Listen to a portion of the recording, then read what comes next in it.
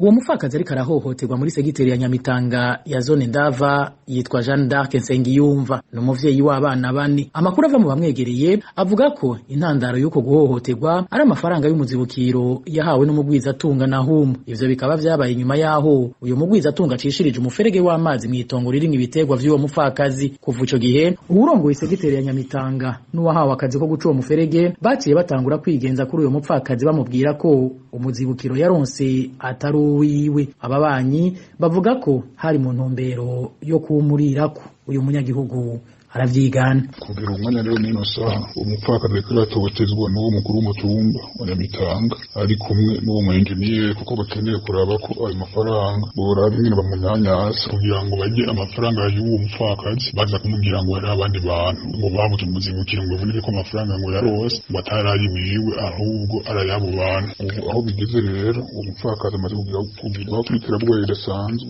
Muri kino gihe ibintu bikaba bisa n'ivyayangaye kuko warongoye segiteri ya Nyamitanga azwi ku izina rya Amon Witanze amaze no kwaka uwo mupfakazi impapuro z'agatongo yaheruka kugura muri uwo muzibukiro. Segiteri acaza amubwira ngo kugira ngo ibintu bikunde bigarukire hafi ntabwire amafaranga ihari canke ngo azane ivyo yakoresheje, kubwo gutinya nubwo abisha atamenyereye n'ibintu avuga ati amafaranga yakoresheje naguzemwo ipanusi bibiri cambwira ngo zaturabe. Kubera ubwoba no kutamenya ibintu umupfakazi yahise abaheza urupapuro n'itongo yari yaguze. Urwo rupapuro ruca rutwaramo itongo ingana igipanusi. Uyu munsi rero rufiswe n'uwo mukuru w'umutumba wa Nyamitanga. Iyumvira ibintu biheze ukwezi kurenga imizibukiro yaratanzwe, mugabo bikaba bije kuboneka ko abo bantu babuze imizibukiro. Amakuru ava ku mutumba wa Nyamitanga amenyesha ko Amon Witanze arongoye umutumba wa Nyamitanga atakindi kiriko kimutera guhahaza uwo mupfakazi atari ukumunyagutwi iwe nari ryasanzwe ari inyakamwe. Uruganda rwa RPA